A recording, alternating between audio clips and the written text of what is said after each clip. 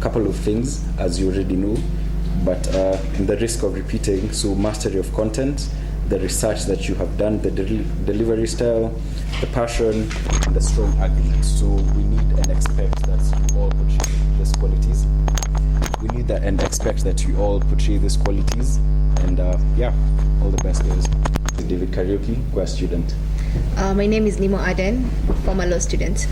Israel Lugadiru, communication student, Daystar University.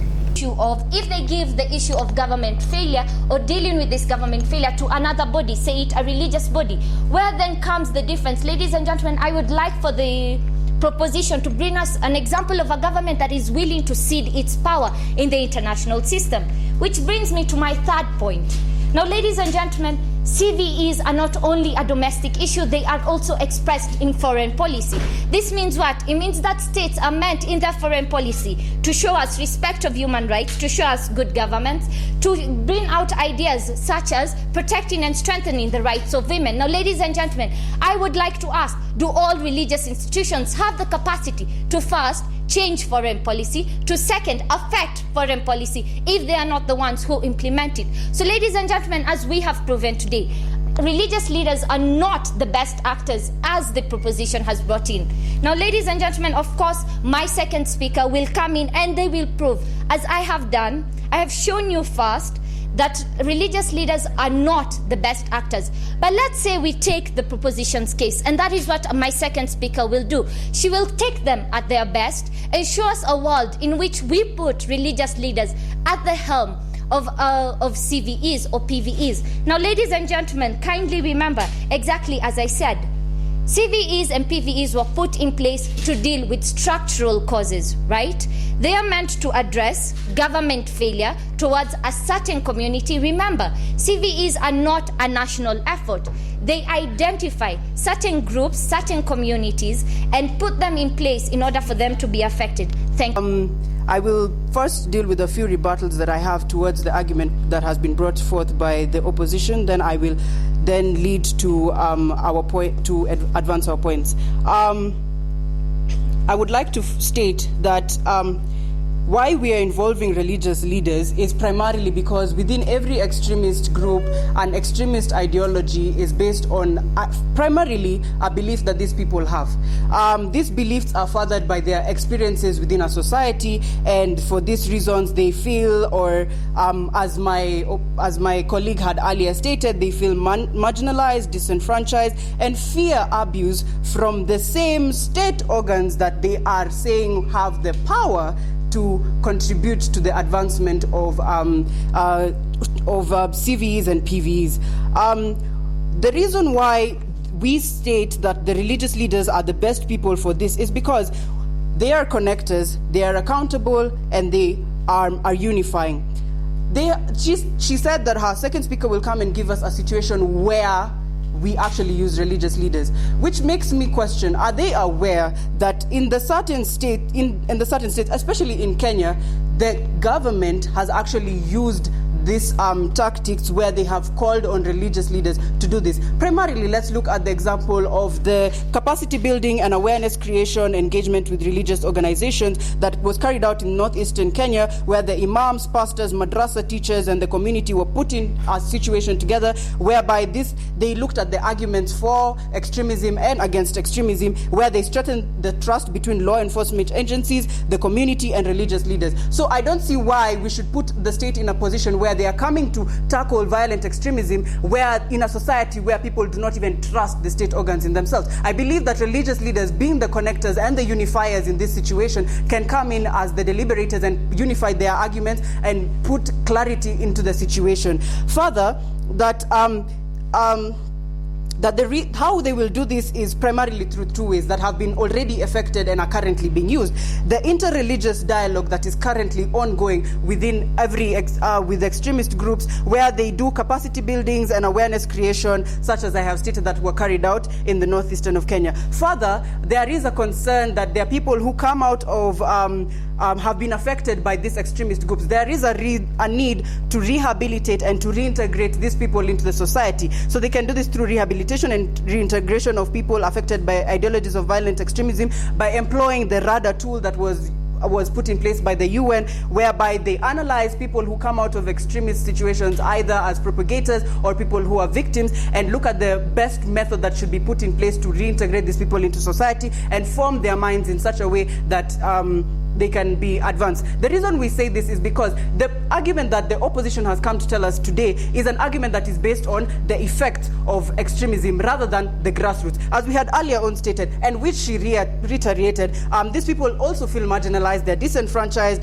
they're experiencing fear of states, they are disillusioned by and all these things primarily deal with the individual. So why are we putting people in a situation whereby we're telling them the state that they so fear marginalizes them, the state that they are convinced has put resources in the elites, looking at people in the Boko Haram, Daesh, all these people when they're interviewed individually all speak to things like corruption and elites and their own individual feelings. So I believe that religious leaders are the best people in this situation because they are the connectors, they're accountable, they're unifying. They actually bring into the table today. First of all, they're assuming that religious leaders are free to act independently and construct counter-narratives in their own communities. They fail to understand that these religious leaders in themselves are brought in by the state, because we started by saying that CVE and PVE programs are state-led. So if the state is bringing in this religious leaders, first of all, there's already the introduction of the government's influence in their activities and in what they are doing. They think that these religious leaders are coming to act in their own capacity, to bring in their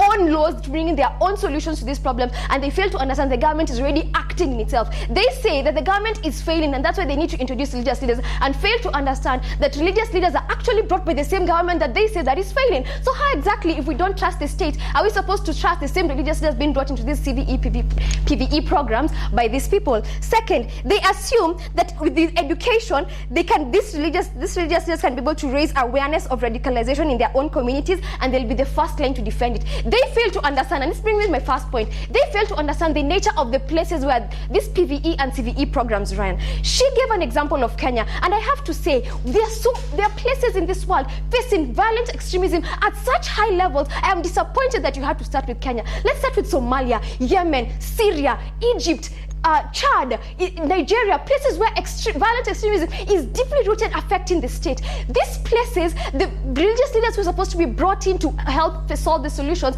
are the same people facing the same problem. And that's why I said they are very presumptuous. They fail to understand that I might be a religious leader living in this community. The government might want me to help these people, but I am facing the same problems they are facing. Is my first instinct to come and help them in their CVE, PVE programs, or is my first instinct to protect my family, to help my people, to help the children, or stuff like that? It's very unrealistic, not pragmatic at all, for them to assume that these people will be the first line of defense to help solving in these PVE, CVE programs. And the second point is on the issue of bias. And bias I'm going to address from two perspectives. There's bias in terms of assuming that religious leaders in themselves are qualified to be able to participate in this CVE, PVE programs based on the fact that they're religious leaders. Is your qualification the fact that you have faith? Is your qualification the fact that you are indoctrinated in that particular religion, that you can be able to change the mind of an extremist so that it cannot be radicalized anymore, ladies and gentlemen? Second, on the aspect of bias is on the fact that religious leaders being brought in by the government introduce a lot of contention in the religion itself. What do I mean? We already agree that violent extremism roots from marginalization and discrimination of these communities. So if you bring in a religious leader, the same government that is pushing for this marginalization of these people, bringing their religious leaders to come help them, what it shows is that our government has corrupted us so much, it's even affecting our people, affecting our leaders. It's bringing them into our community as a way to show that they have conquered our people. There's bias in terms of these people thinking we cannot even trust our religious leaders anymore. And that is why I say we need to think about this pragmatically. What are the effects if we decide to involve these religious leaders? You bring even more contentions in those communities. We cannot assume that these people are going to solve the issue, because these people, first of all, are not qualified. Second of all, these people have been brought in by the same government. And third is on the aspect of, it has been proven through our further studies that the best person to de-radicalize someone is someone who was radicalized then became de-radicalized. So how exactly are we going to ensure that these people who are being brought in as religious leaders, because apparently they are qualified enough, are not going to be the ones indoctrinated into those violent extremist groups, ladies and gentlemen. They are bringing in people who are not part of that society, who are not part of that group, and have no idea what is happening, and are coming into that group. It makes no sense, ladies. Even if we consider, even if he has also stated that most of the time that these people, due to lack of social amenities or socioeconomic provisions, being marginalized, and the response from the state, which is violent in its nature, as well as prolonged unresolved conflict, that these people are angry over this, and they don't have the right avenue to actually channel their anger, and therefore they burst out into becoming extremists. Now what we're saying is, this is an avenue that these people can actually use to channel their grievances, in the sense that, as has been stated by the second speaker from this bench, a prolonged unresolved conflict that is religiously based. Even if it's not religiously based, in terms of marginalization, the first speaker has told us that these people are often feel marginalized, but now we have people who are neutral. Yes, it has been argued by this other bench that these people are also facing the same problem, but we're telling you that the responses they give to this problem are not same, in the sense that these extremists choose to give their response in a violent manner. We have religious leaders who understand better and who do not respond the same way, who are coming in to mediate. So even if we are taking it in terms of like lack of social amenities or being marginalized and all these other stuff that do not have any religious backing, we still have people who are neutral, who are able to who can be able to dispel their disillusionment, even though it doesn't have any religious background. Political marginalization. Now the state comes in where it is the state's role essentially to not be failing as a government, to ensure social empowerment, economic empowerment, political empowerment in these areas, and then also to sort of foster programs, development programs, which are actually there to empower the people, so that we don't have issues of intolerance. Because intolerance comes where, for example, if you look at the issue in South Africa, where the state is seen as being on the side of foreigners, for example, and then the locals see that and they see it as, you're not on our side, you know. And then we have intolerance where we can't stand you because our own government is not on our side. So the state comes in where they are now what we as the opposers are saying is they need to start doing their jobs in these areas, you know. So it's already in their job description that these are things that they should be doing, instead of them looking for a scapegoat, which now becomes religious leaders, where they're coming and saying, okay, religious leaders, can you have workshops, can you have trainings, can you have dialogue?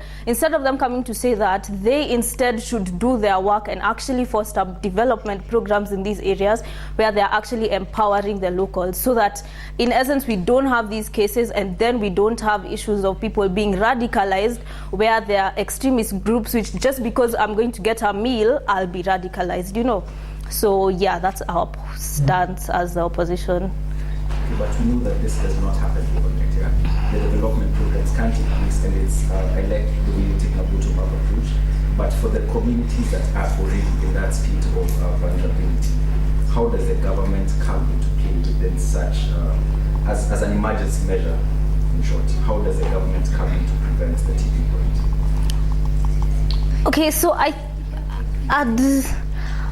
say that by basically starting their job in these areas, then you actually prevent the tipping point. So let me take, for example, let me take the example of Sudan, yeah? Where we have issues with North Sudan and South Sudan, which even led to them separating and becoming independent countries on their own. Now, one of the things you'll realize is certain areas in Sudan were so neglected. You don't have roads, you don't have any development of infrastructure, nothing.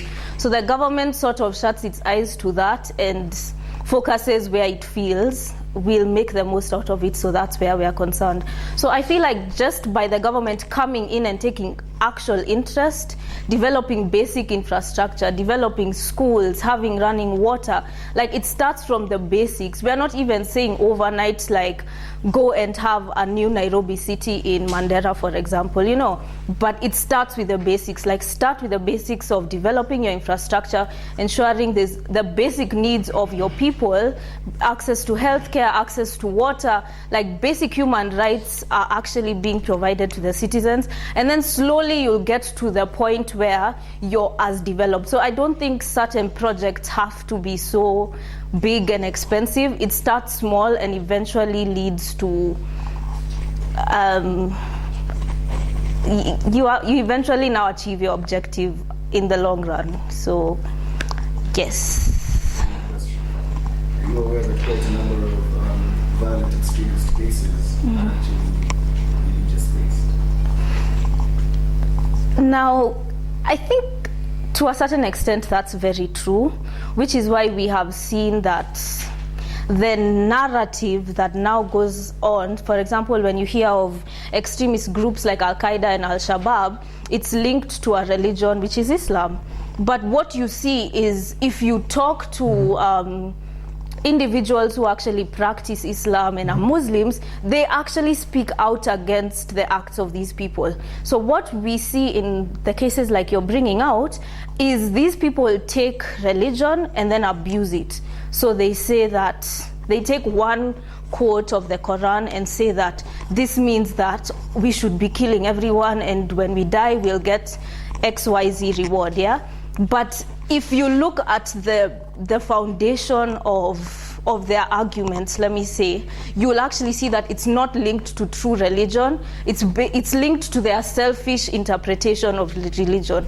So in that case, we are not necessarily talking about religion as being the key player. It's just them taking it and then misinterpreting it to fit their selfish ideologies. Now, who is the most fit person to give the correct interpretation to this particular problem, if not a religious leader? Now, a religious leader can then come in. So we have not said that religious leaders should not play a role. We have not said that they should completely turn a blind eye. So yes, they are the ones who properly understand their religion. They are the best people to interpret and be like, take a stance and actually say, no, this is not what the Quran stands for. So in their capacity, they can do that.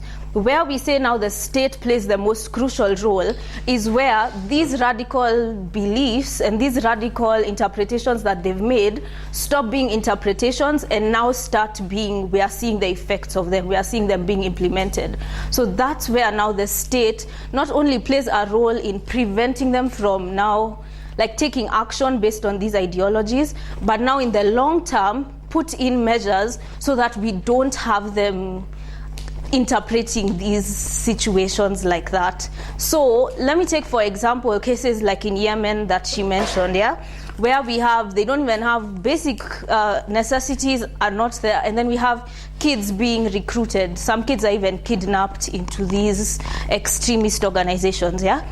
And so the state now plays a key role in that case, whereby not only do you prevent like attacks from happening, but while you're developing these nations, while you're actually caring for your citizens, in the long run you don't have people seeing the need to come together to attack people, to come together and plan terrorist attacks, because what's the point? I believe that everyone in this room is not confused about the reasons why violent extremism happens, but a pertinent question that has come out is why we're using religious leaders, particularly with the examples of violence that is not religious based, and further the use of religion, and has been stated before, the misconstruing of religious documents to mean something else.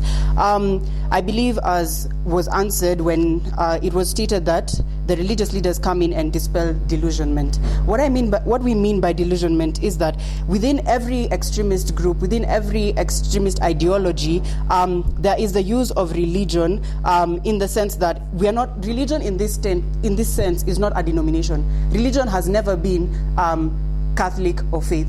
Catholic, Muslim, Hindu. All those things are called denominations. Religions primarily is what you believe in, whether you're atheist, whether you're Buddhist, whether you are white extremist, it doesn't matter. All those things are all. So what we are saying is that these guys come in and fill the space and dispel this disillusionment and primarily move these people away from looking at situations whereby they see being different as being negative and seeing an opposite, seeing intolerance or the state not supporting them as a reason why they should agitate more, but actually just analyzing each and every side of the argument and looking at them to the core and looking at the principles and seeing why that is wrong.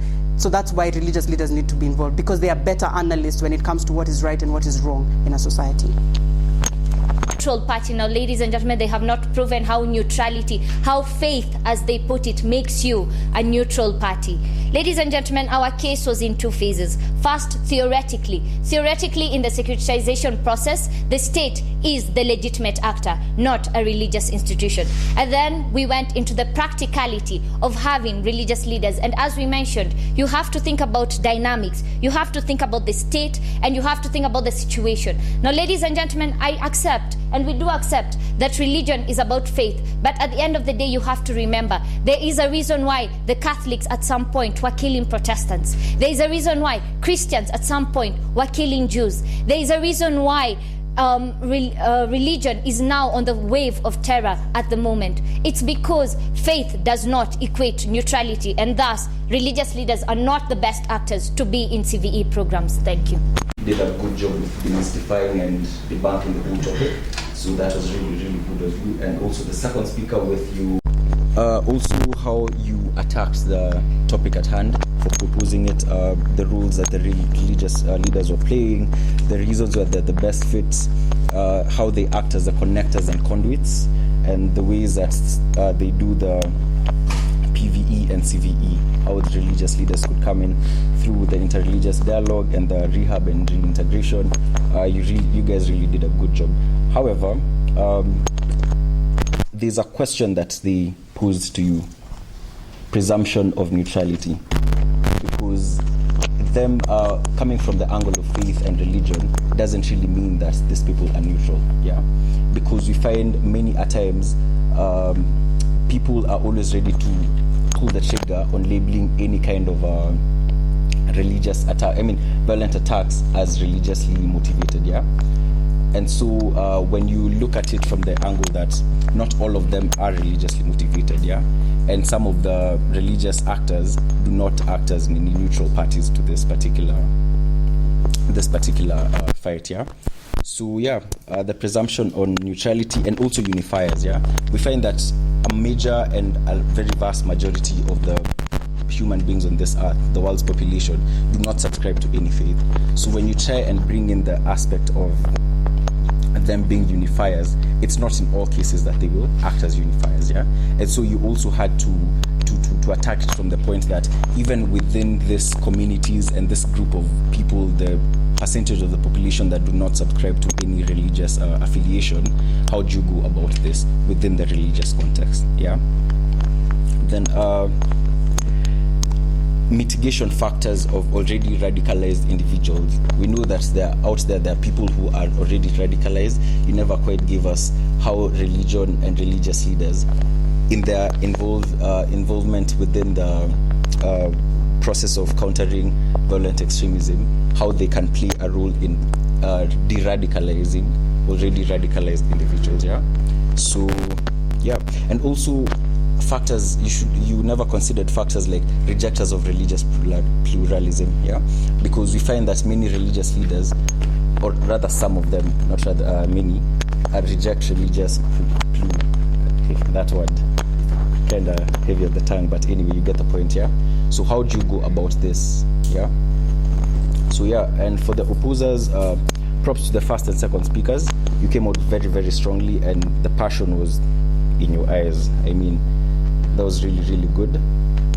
Thank you for giving the major push and pull factors in how the government fails to look at these vulnerable communities and how that gives them that status of vulnerability and as such are very easy targets to radicalization. I think you also came very strongly with that.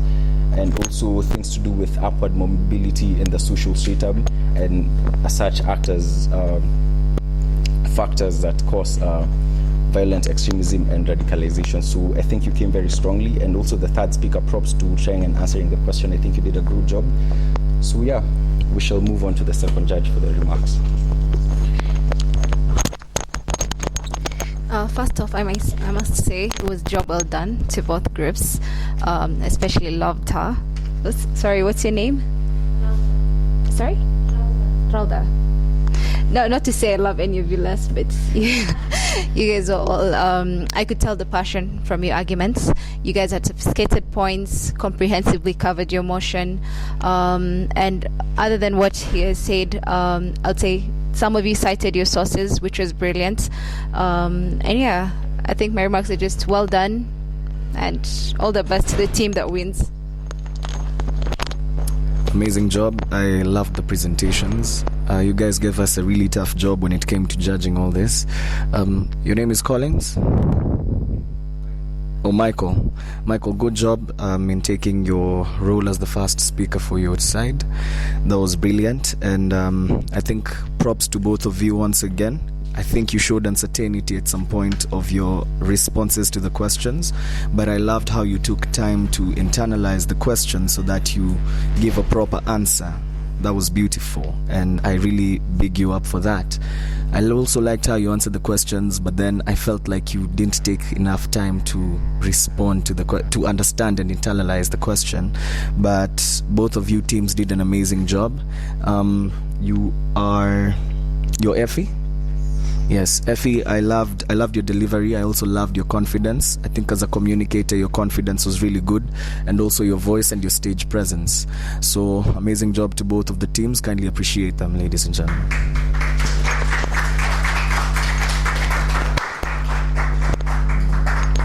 I'm going to announce the winner. You both did job well done, but as per the panel, we have decided the winner as well, the opposites. Ladies and gentlemen, I've come here to talk to you about the motion marginalization and discrimination cause violent extremist groups. So first off, I will begin by defining what marginalization is. Marginalization is a condition and a process that prevents individuals and groups from full participation in social, economic, and political life. Furthermore, what is discrimination?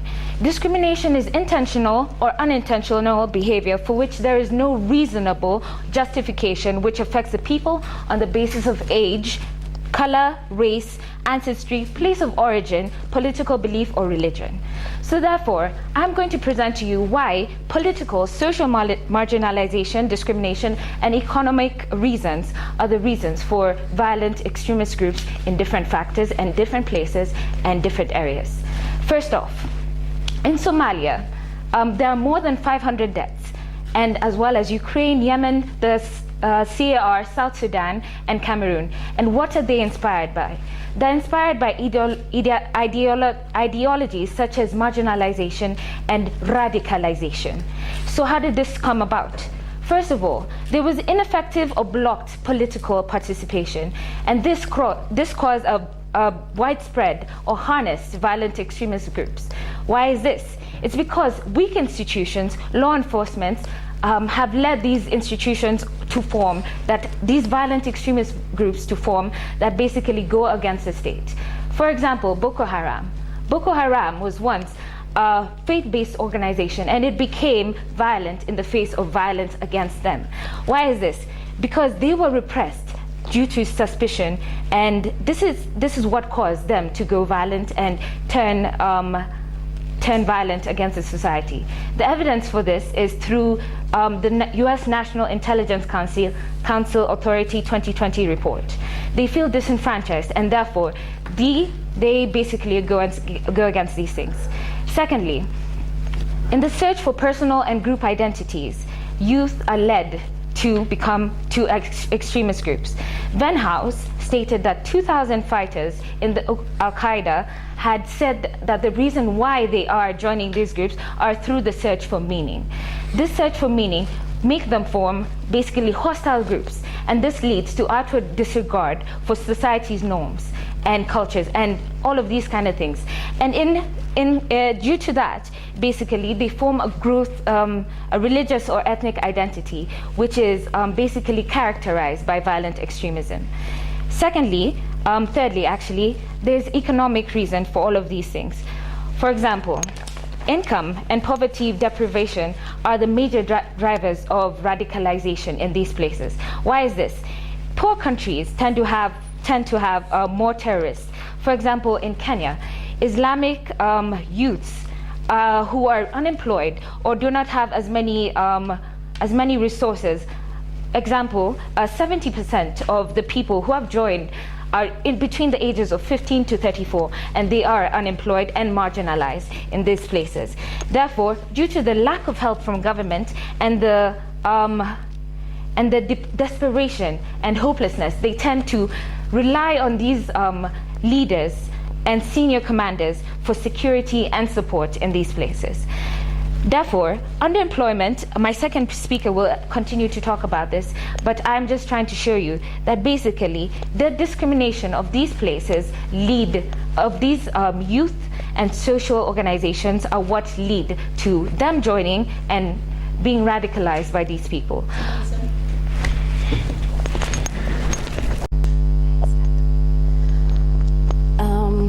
Good morning, ladies and gentlemen. What we need to remember about violent extremism is that it's very context specific, so it varies according to region, countries, and even individuals. So we can't use discrimination and marginalization as a standard to cut across all violent extremist groups, because they're all different. They're all driven by different drivers. We approach this from three different aspects. One of the drivers is ideological, as I've said. Ideological drivers could be seen in terms of a certain group feels like they're more superior and needs to assert its dominance in the world spectrum. For example, the white supremacy extremist groups like KKK in the US, those believe in that ideology. Also, Hitler believed in the Nazism ideology, which was a very violent totalitarian ideology. Another example is what was mentioned about Cambodia, the Pol Pot regime, which was an ideology to eradicate a certain people to promote communism. The second approach we took was economics. Poverty and unemployment are not driven by discrimination and marginalization. You could have the qualifications, but the mismatch of the job sector and what your qualifications are lead you into unemployment, and these extremist groups take advantage of this. For example, in a UNDP report in 2016, they said that ISIL, which is a violent extremist group, offers $500 per month to its fighters. So this is an incentive to people who are unemployed. The third approach we took was in terms of politics and poor governance. This could lead to violent extremism because the people are tired, they're frustrated. For example, Al-Shabaab in Somalia is trying to overrun the corrupt government. They're tired of that governance. Another example is the Boko Haram, which actually started as an affiliation to ISIL. What they wanted to do was get rid of westernization. Boko Haram literally means westernization is sacrilege. They're trying to push the US influence out of Nigeria. That's also what Al-Qaeda started on the basis of. They did not start as a result of marginalization and discrimination. There are also other factors that contribute to violent extremist groups. Another thing that was interesting in the statistics from the UNDP was most violent extremist groups target marginalized communities. So basically, why would you target the community that would supposedly help you. Yes, that is all. Good afternoon, ladies and gentlemen. Before I begin giving out the points that I have, I will rebut what the first speaker has said. And she started by saying that as we know, most violent extremist groups are driven by the idea, for example, of religion. So you have a certain religion which feels oppressed or feels suppressed. For example, she used an example of the Al-Qaeda, or let's use also the Al-Shabaab, right? So we have our Muslim brothers and sisters who are, whether you're part of Al-Qaeda or not as a Muslim, if you're seen as a Muslim, you're regarded as a threat to any state that you go to. For example, in the UK, there were reports given that young Muslim boys are recruited into such groups on the basis of the fact that these boys are seen as threats based on their own religion. She has also agreed on the fact that the government has a role to play. We're not saying that marginalization and discrimination is the only reason as to why violent extremists groups are driving the agenda, but the fact that the government itself does not give steps in the protection of the marginalized groups in any way, but steps can be seen in the Kenyan Constitution, for example, where they've actively tried to bring in public participation. Most of these countries that face violent extremism can borrow such aspects from, for example, from our constitution and add it into theirs. Now to my points, I will start by the fact that there's the idea of a single narrative. So you have different people who have come with their stories and have stated that I have been discriminated in a certain way, in type A, type B, based on my gender, or based on my race, or based on my religion. So you have these people who are coming in together and they're stating that I have been discriminated. You have violent extremist groups which come and they state that we understand that you have been discriminated, and they come in and they play this role of acting understanding and acting like they will give you a level, they'll try and level out the playing field, and for you feel like you have a sense of identity, and now you slowly start to conform to what they believe in. And I'll tie that point into the fact that there's lack of information in regards to these groups. So you have people who, for this point, I will try and use the fact that these groups are targeting illiterate people. So you have an example in Pakistan where the Taliban are using people who are not literate, in the sense that these are not people who will be able to stand up against them and say, why are we doing ABC? Is this the only way we can be able to air out our views and our opinions? Now, you have instances where we're not looking at education or the fact that you need to have a degree so that you can claim that you're literate. It's the fact that you need to widen your knowledge about life and know that certain aspects of things are wrong and right. I will go to my next point, which is in regard to the fact that the government has failed to provide certain services to these people. Now let's take an example of South Africa, where xenophobia is the current crisis that they're going through. There are people in the country feel as though that the government is not protecting them or taking their interests at heart, and they'd rather take the foreigners' interests at heart.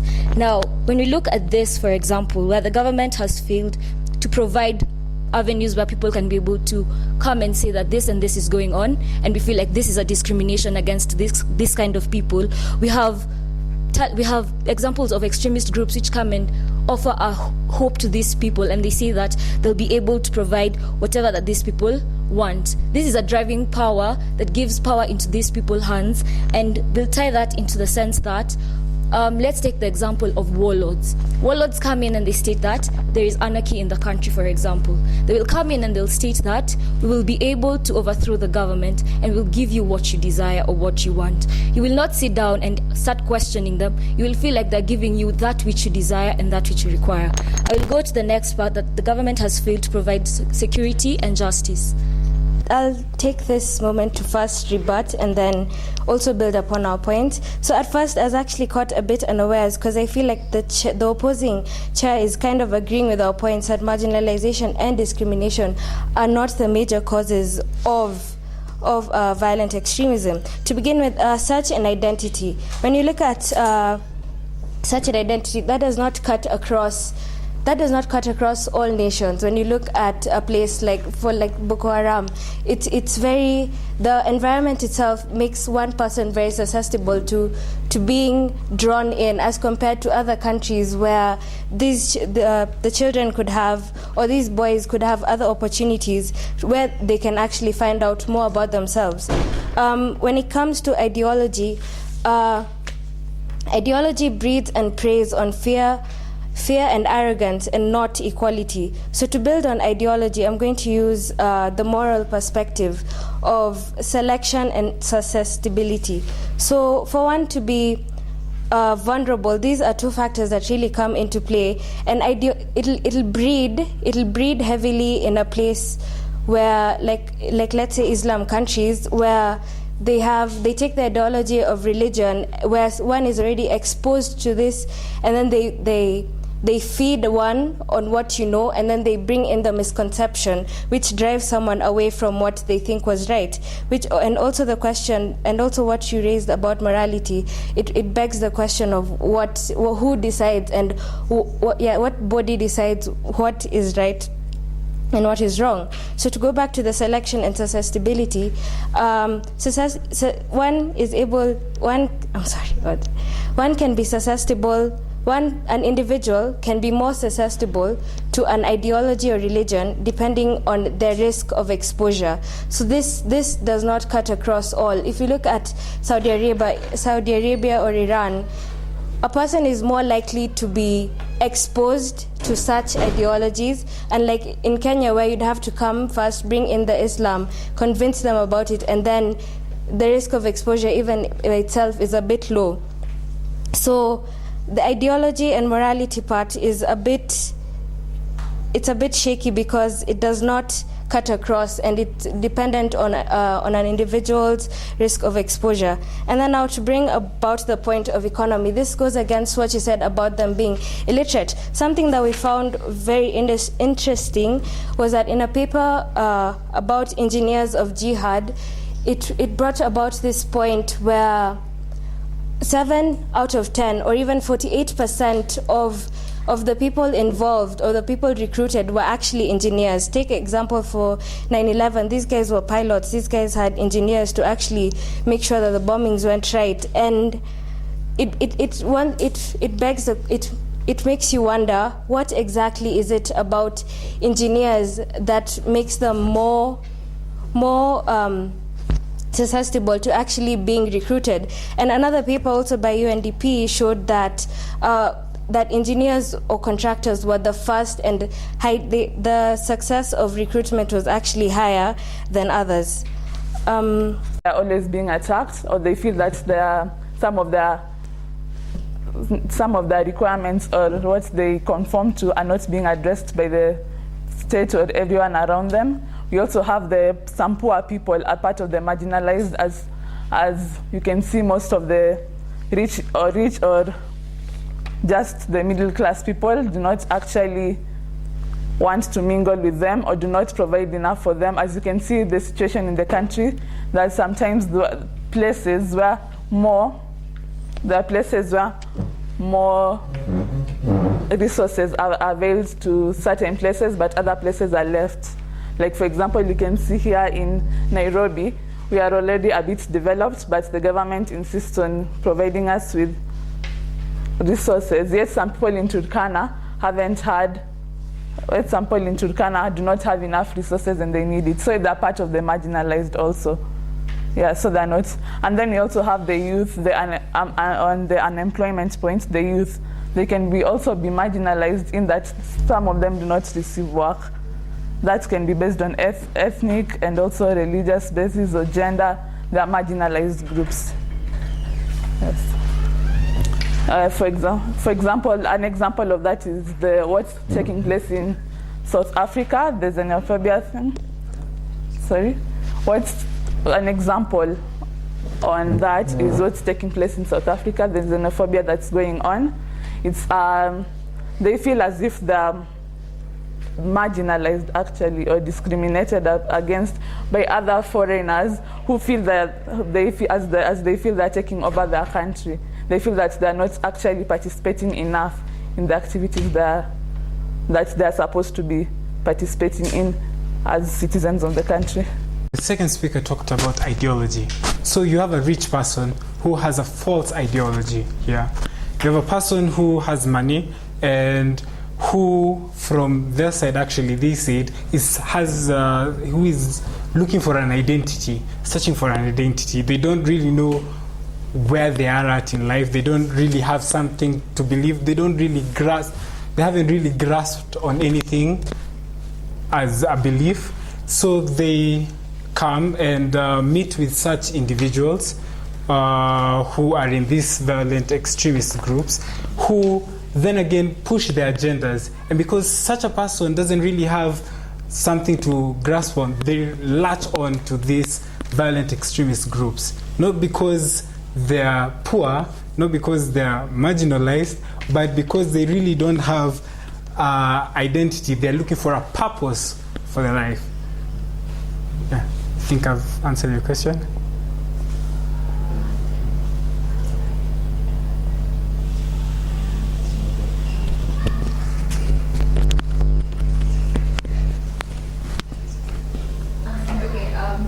So you guys are telling us that marginalization and discrimination has nothing to do with violent extremism. Correction. No, we're not telling you that.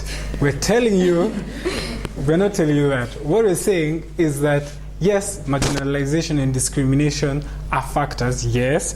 However, they're not the only factors. There are other major factors that contribute to joining violent extremist groups. Just because you're marginalized, just because you're discriminated, doesn't push you to to violent extremist group. Could you please read us the motion? The motion, yeah. The motion is marginalization and discrimination cause violent extremist groups. What is the opposition to that? We are. Let me speak.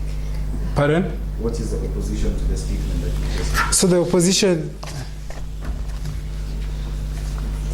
What we're trying to say is that marginalization and discrimination do not cause violent extremist groups.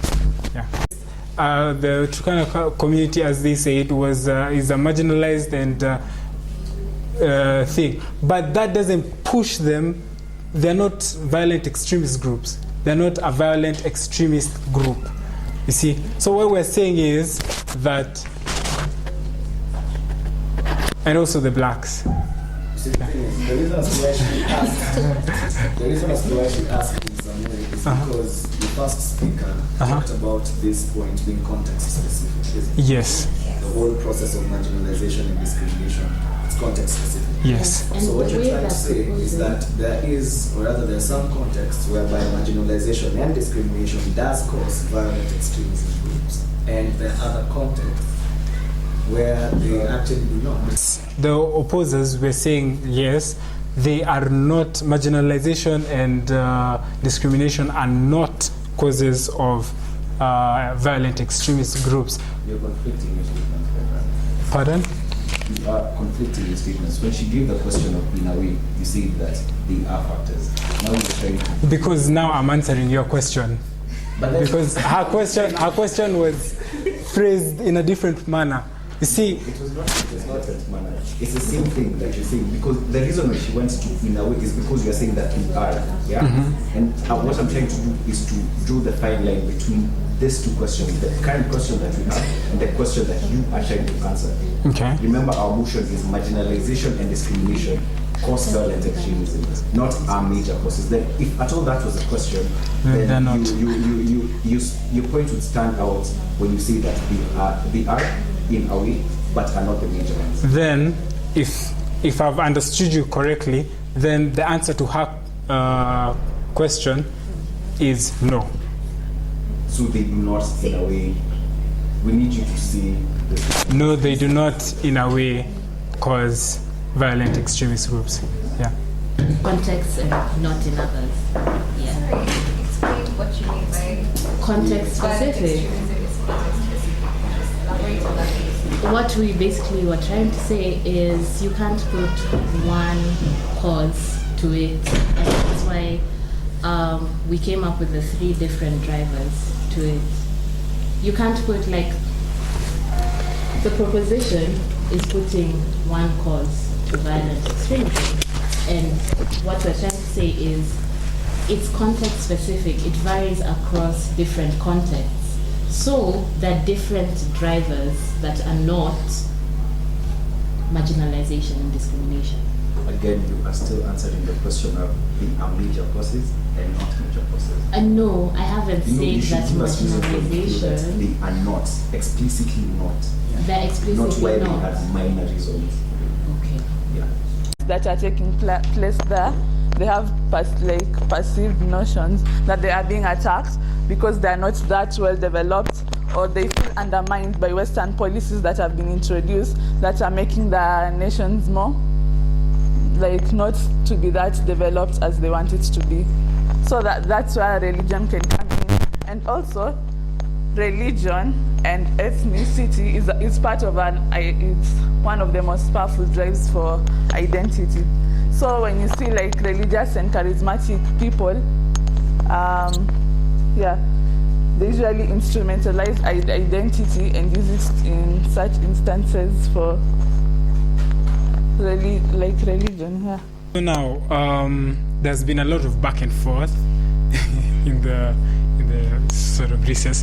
What we're trying to say here is marginalization and discrimination are not causes of violent extremist groups. This is because there are people, and has been stated even from their side, even who have stated that there are people who are marginalized and discriminated upon, but it's not really it's not a reason for you to take arms and fight. It's not a reason for you to join a violent extremist group. So yeah, that's our stand. Any other question?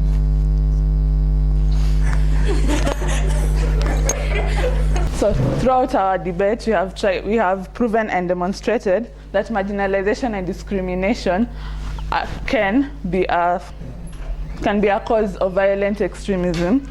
We're not propagating that it is the only, but it can be. So we have given the following reasons to support our case. We have ineffective political participation, lack of identity based on religion and ethnic ground, limited information, people with shared discrimination and exclusion, as well as the failure of government to provide sufficient services, and perceived global attacks on religion, for example, Islamic religion. Ideology such as problems, economic problems and politics, which we have also told you, which are really the proper driving force towards violent extremist groups, as opposed to marginalization and discrimination. Our stand is simple. Just because you're marginalized, just because you have been discriminated, doesn't mean that you should take arms. Doesn't mean that you should join a violent extremist group. Our stance is simple. Just because you're marginalized, just because you're discriminated, there are other avenues of... Okay. I think this was quite an interesting debate that led to other mini debates, which was quite interesting. But I think both of you teams, you need to appreciate yourself. I think you guys nevertheless did a good job, especially when it came to the aspect of confidence, when it came to delivering your points. In as much as to some extent it felt like you guys weren't sure of what you're saying, you could still pick yourselves together and be confident in whatever you're saying. I think I'm going to big up the first speaker on this team. What's your name? Michelle.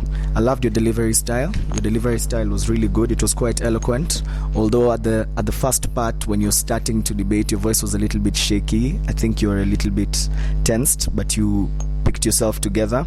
Your timekeeping was good, and I also love the fact that you cited sources, exact sources. You talked about some United States paper, and it went throughout all your group. And Also, something else, you took us back to history. You led us to understand the point of marginalization and stuff like that. You took us back to history, and I feel like that's something that every debater needs to understand, that there's an importance of history in order for us to understand where maybe the problem came from, so that we are able to look for the solution, or we are able to counter a certain point of argument. So that was amazing. To the second speaker, good job to you too. I loved your confidence and also your mastery of the content. I liked your persuasion also. To the third speaker, I don't think you're really persuasive, but I loved your confidence. I think you need to check a little bit on that, and also on the aspect of organization and clarity. Nevertheless, your confidence was on point. To you guys, I think I loved her talking style. Your first speaker, it was so calm and it was so clear. I loved it. You're composed. You're just calm and clear. It was calm and I loved it. I loved it. Big up to you. And I think many other speakers should emulate you. You know, I was just seated here and I was like, oh, I'm just listening to. You know, it was so calm. You know, after heated and intense debates and discussions, you just brought a sense of calmness, which was really good, and it made people listen to you. I even felt like your time went overboard, but anyway, it was really good. I also loved the way that you aired out your arguments, but then one thing that I didn't like, of course, it was on the matter of context, which we will not talk about because it's going to lead to another debate. To the second speaker, that was amazing. You brought out the point of ideology, but I didn't really feel like you really explained well the difference between ideology and morality, because you talked about them, but I didn't feel like you explained them really well. And then you said something, a statement, you're like, in a paper. You know, you said we did it. You said something, then you're like, in a paper. I think you tried to cite your source, but I don't think that's enough citation. That's not enough citation, because you can get a paper from anywhere else. Okay, which paper was it? You need to tell us more about what paper it was. But I liked your confidence. To the third speaker, guys, what do you think about the third speaker? Anyway, I liked your confidence, but I need you to be very sure of the statements that you're giving out, because you started very well, but because you're not very sure of what you're saying, it made us not believe what you're saying. It made us doubt you, you know?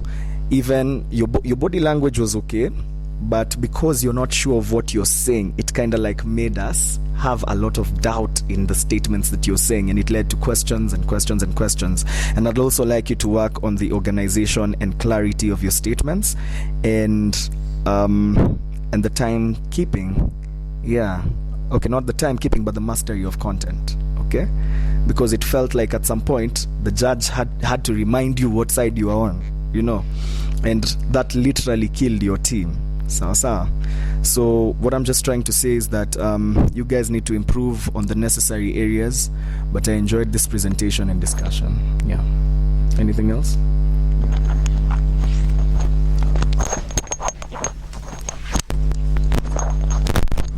I see Madam Sylvia in the room. I think it's a reminder on time. So I'll be quite quick.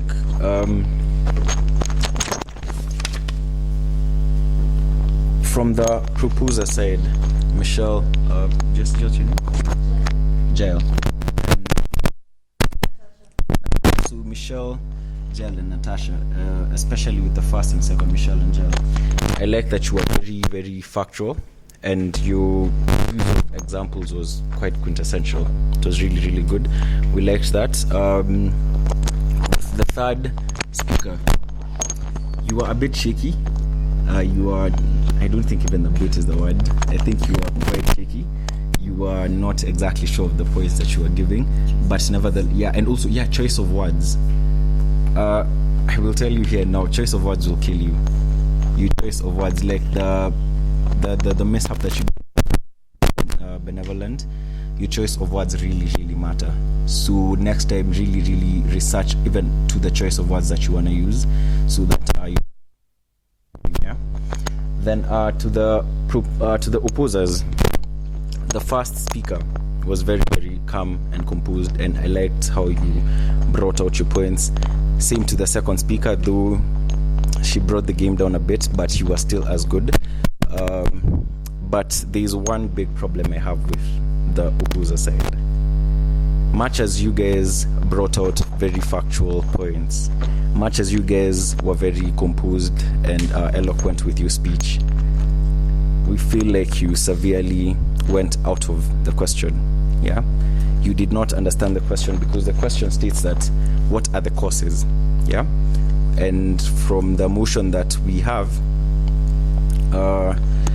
marginalization and discrimination were the causes that were outlined. Yeah, marginalization and discrimination causes violent extremism groups. Yeah, so as opposers, you're supposed to oppose that motion as is, and not to what you think should the question be. Yeah, so you instead answered the question that marginalization and discrimination are major causes of violent extremist groups. Yeah, that's the motion that you opposed, but not the motion as given within the motions guide. Yeah, but nevertheless, I think you guys did a good job with the motion that you created.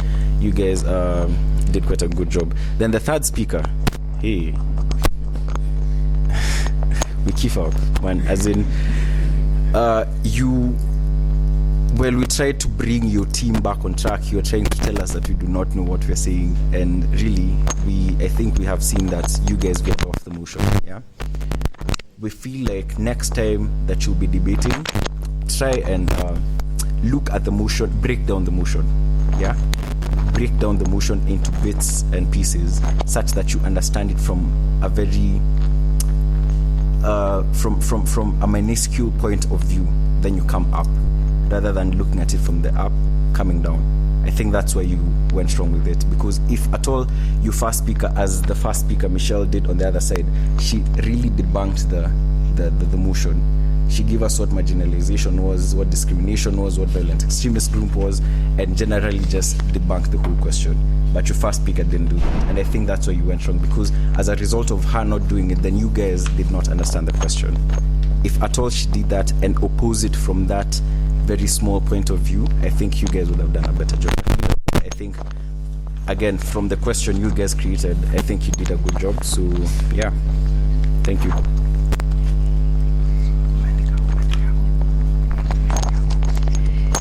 I don't have much to say apart from this was such a healthy discussion, it was such a lively session.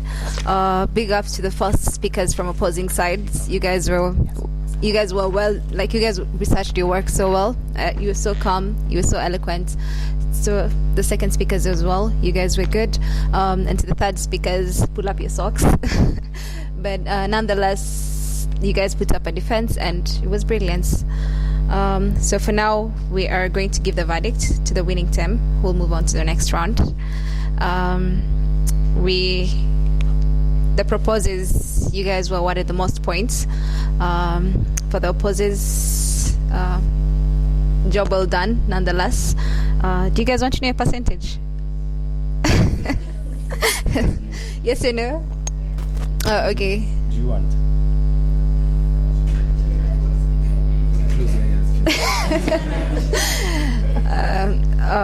Okay, the ladies, you guys had 73%, and the other side, you guys had 67%. Just a small margin, but yeah, congratulations.